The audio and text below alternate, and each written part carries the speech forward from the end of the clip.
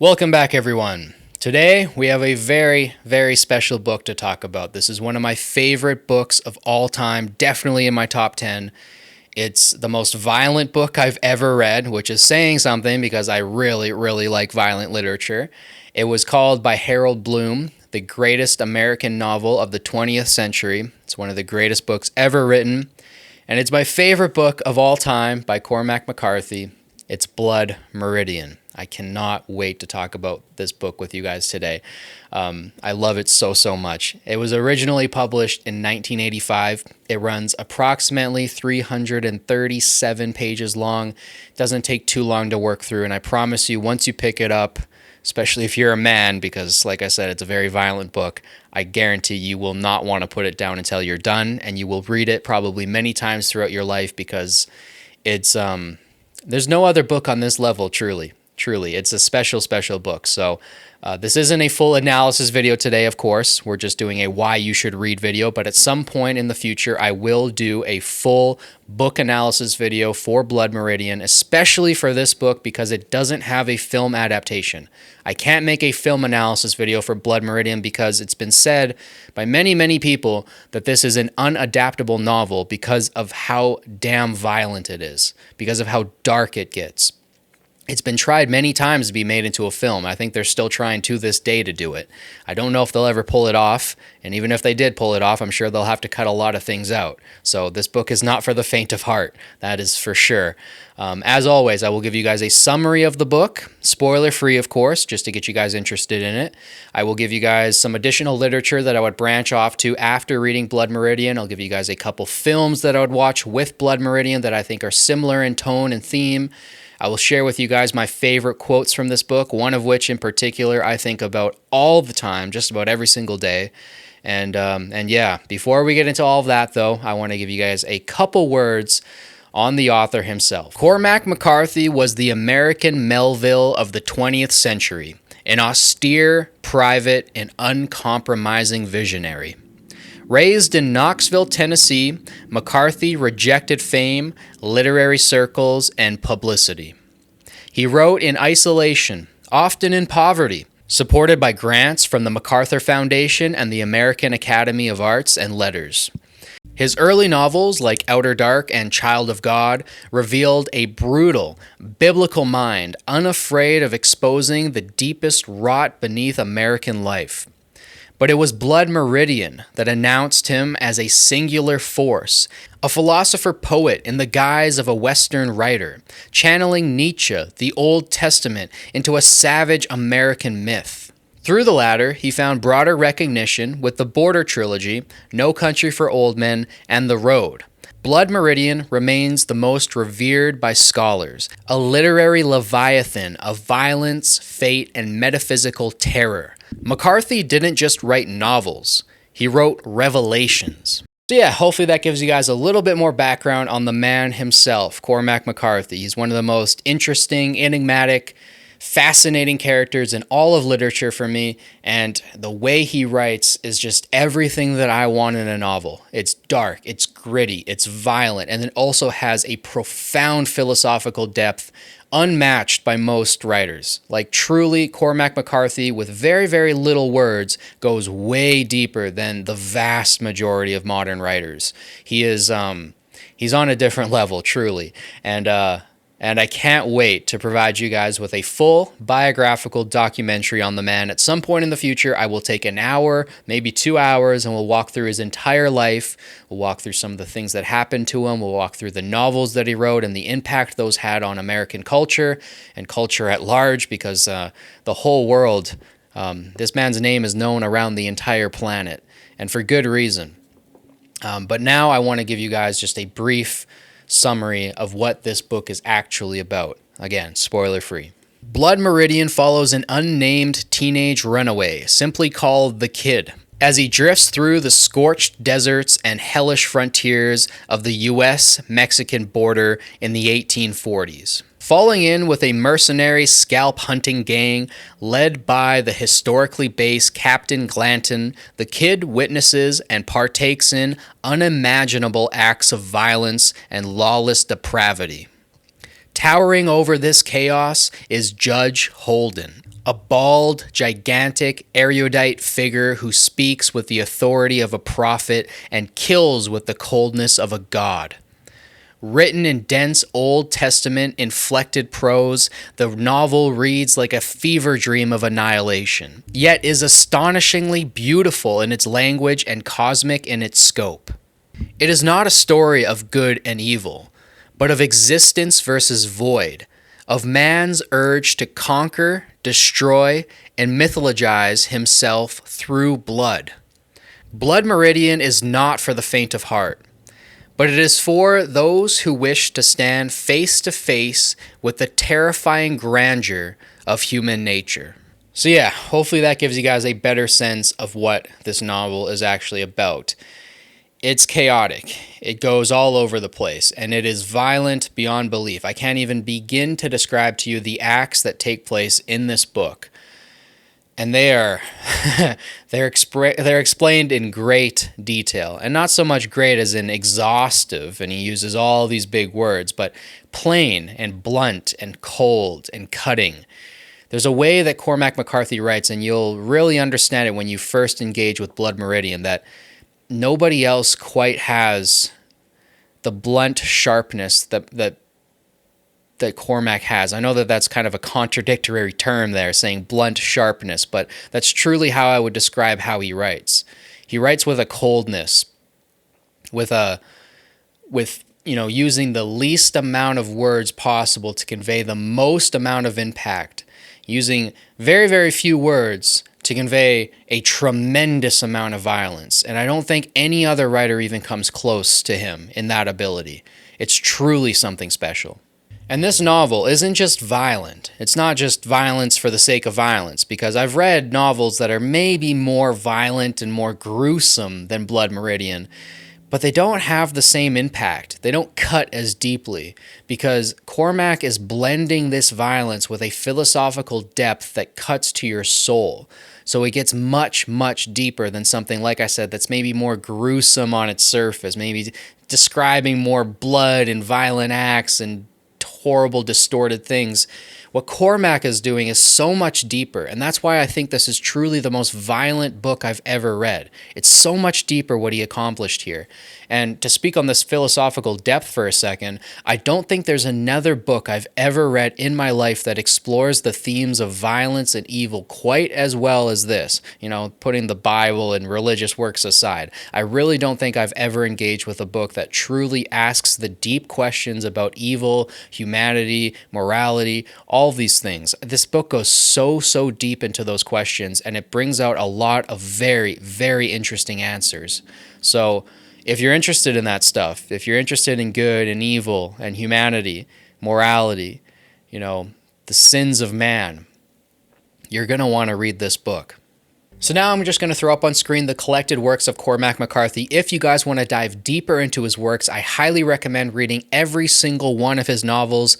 I have myself, because I am such a big fan of this man. Like I said before, I really don't think there's any other modern writer that goes as deep philosophically and psychologically as Cormac McCarthy does. And he does it with, like I said, cold, cutting brutality and biblical language at times. And he incorporates a violence that is just so exhilarating and exciting for me.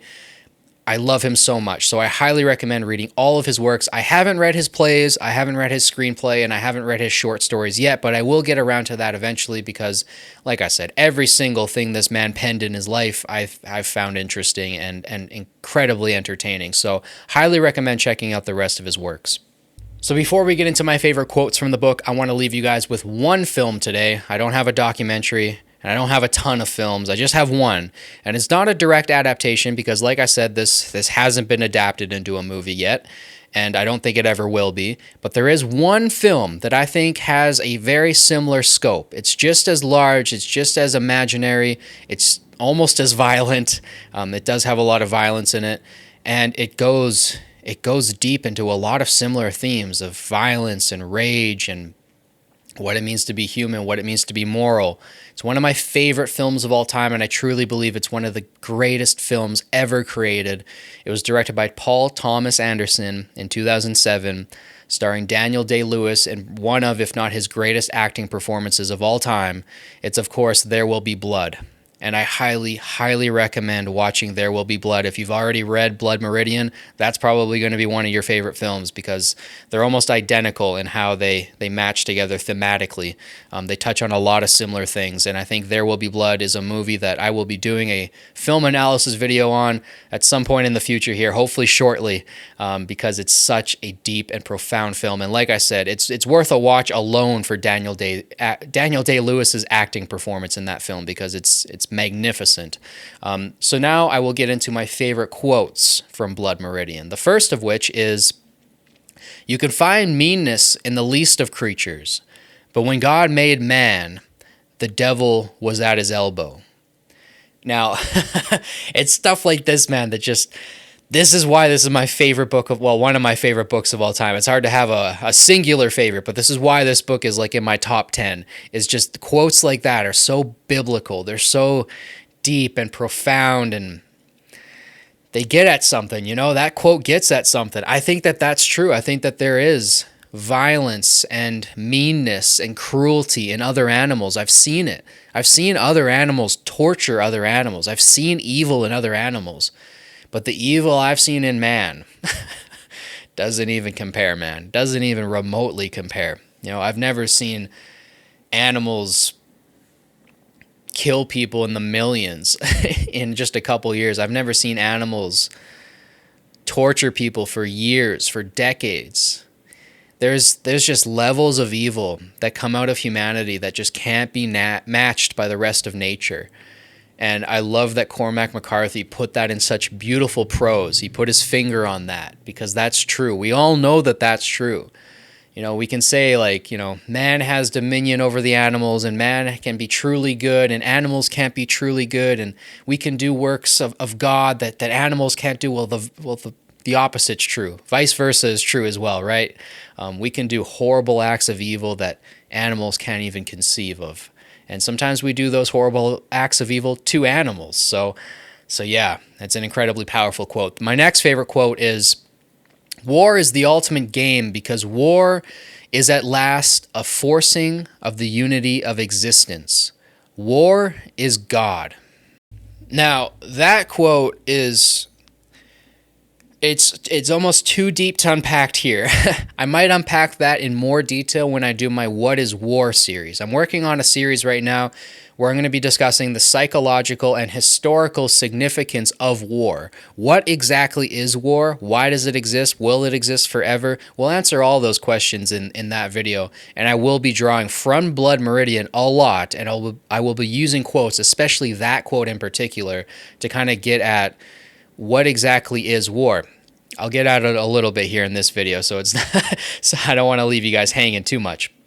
But war is the ultimate game. I think that that's absolutely true. I think all games are kind of imitations of war.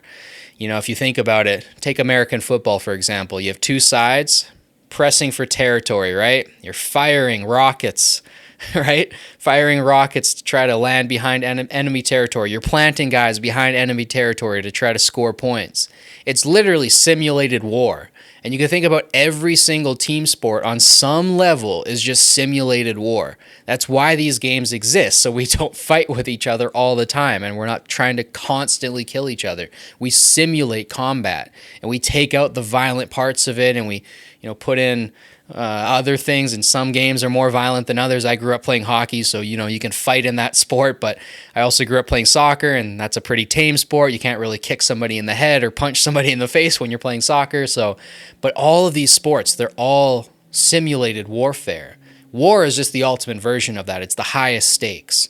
And when you truly learn war, when you learn, the tactical intricacies of it and you study it deeply, or if you've been in war, you probably know a lot better than me, that war is a game. It's fought like a game. You have to strategize. You have to make sacrifices. You have to do things that you do in a game. So I can understand that, war is the ultimate game because it is at last a forcing of the unity of existence. Now that's a profound bit of the quote too, because war is what happens when there's no other options. When you have Group A and Group B, and Group A wants Group B stuff, but Group B doesn't want to give Group A its stuff. Well, at some point, we're going to have to figure it out. And the figuring it out part happens when you actually fight each other and duke it out. And that's what war is, right? It's the ultimate figuring things out. It's the ultimate of bringing two things together and figuring it out. It's violent and it's horrible, and war is the most horrific thing ever devised, but at the same time, I think it's necessary. I don't think you can separate war from humanity. I also don't think you can separate war from nature.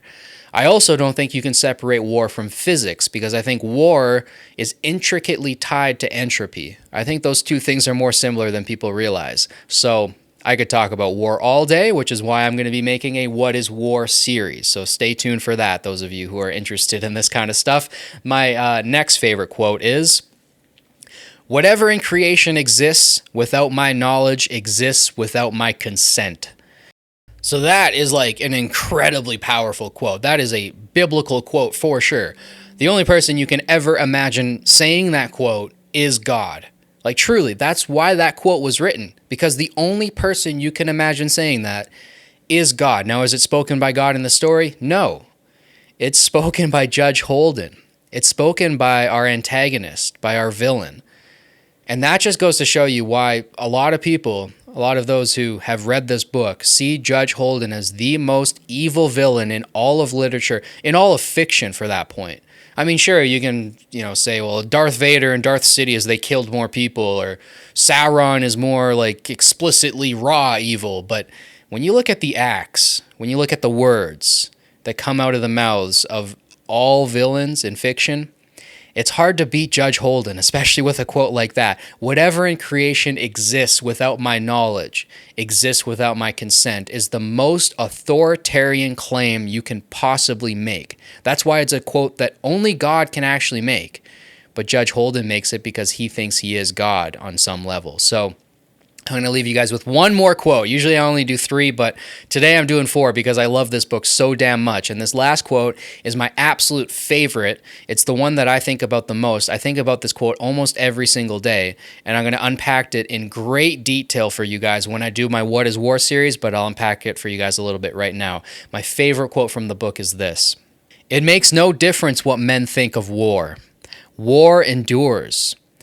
As well, ask men what they think of a stone. War was always here. Before man was, war waited for him. The ultimate trade, awaiting its ultimate practitioner." So this quote comes from Judge Holden, and it's extreme, and it's powerful, but it's incredibly true. War was here before humanity. We know that. We know that because chimps go to war, because ants go to war, because other species do war, and they've been here longer than us. So war has always been around. That's why I'm saying you can't separate war from the human condition. You can't separate war from nature. You can't even separate war from physics or reality. It's baked in. Like I said, it's very, very closely linked to entropy. So war was waiting here for us. The ultimate trade, awaiting its ultimate practitioner, and then humanity shows up and wages war like nobody has ever seen. We've never seen chimpanzees firing nukes at each other. We've never seen guns. We've never seen torture devices. We've never seen so many things that humanity has come up with to inflict pain and harm and violence on other humans. We've never seen that from animals. So when humanity showed up, war got its ultimate practitioner. And we're going to see just how far humanity can take that, because, well, in the world we live in today, it's pretty sketchy. Some people think we're on the horizon of World War III. And we might be. There's that famous quote from Einstein, I don't know how World War III will be fought, but I know that World War IV will be fought with sticks and stones, which it's a good quote. It's not perfect because you can't actually fight a world war with just sticks and stones. You have to evolve up to like guns for that to be possible. But I get what he was trying to say with that sentiment is like the next time we do war, it's going to be so grand. It's going to be so great. It's going to be so large and explosive. It's going to wipe out all of humanity or almost all of it. That's probably true, with nuclear weapons, hypersonic missiles, drone warfare. Like, there's so many scary technologies out there now where I can see that being true. I can see the next war being the last war that we fight. And if it's not, it's just going to keep growing. You know, imagine interplanetary warfare. If you guys have ever seen The Expanse or Star Wars or any one of those great shows or movies, you know, there's been lots of fiction that has touched on that. And that's not just because we're having crazy fantasies of what the future might not be like. It's probably what the future is going to be like. Probably not going to be too far off from Star Wars. There will be politics in space. There will be wars fought. Planets will be destroyed. Billions of people will be wiped out all at once. This is what's going to happen if humanity keeps on surviving, right? It's war having its ultimate practitioner. That's what it is. And yeah, I think about that quote a lot because I think it's absolutely true. War is, I don't want to say essential because that's not the right word, but it's necessary in a way. It can't be separated from existence. It's deeply entwined with existence. You can't have peace without war. You can't have good without evil. You can't have black without white. This is the way it is, and we need to accept that on some level, and I think that's what Cormac McCarthy was trying to do with this novel. He was trying to get us to accept on some level just how dark humanity is, just how bad we can get, just how violent we can be. That's what he was trying to get us to accept with this novel. He was trying to portray it for us in fiction, so hopefully that we don't have to live this out or experience it in our own lives. And it goes back to that quote from No Country for Old Men that I read in my last Why You Should Read video, and why you should read No Country for Old Men. You know, there isn't a life without bloodshed. There's no such thing. You know, you're going to experience evil. You're going to experience suffering. You're going to experience violence at some point in your life. That's why we need writers like this who can portray that violence in an interesting and profound and deep way to bring psychological and philosophical depth to the conversation so that we can grow from our reading. You know, not just read something violent for the sake of it being violent. That's not why you should read Blood Meridian. You should read Blood Meridian not just because it's violent, but because you will learn about violence when you read Blood Meridian. You will learn about war. You'll learn about evil. You'll learn about humanity. You'll grow as a person if you read this book. I promise you that. So if I convinced you to read this book, please read it and come back here and tell me what you thought about it. What stuck with you? What did you get from it? What did you learn? Did you have a favorite quote? Do you have a favorite character? It's kind of hard because most of them are pretty deplorable people in this book. But let me know down below in the comments. I love hearing from you guys. If you've already read this book and you're just watching this for fun, and I assume this is probably one of your favorite books of all time because most people who I know who have read this book, it's easily one of their favorites of all time. Let me know down below in the comments. What do you guys like about it? Try not to spoil it for anybody perusing through the comments, but I love talking with you guys about books down below. And yeah, don't forget to comment. And don't forget to like, subscribe, share with your friends to help boost this channel and the algorithm as well. Thank you guys so much for watching. As always, it means the absolute world to me. I'll catch you guys in the next one. Peace.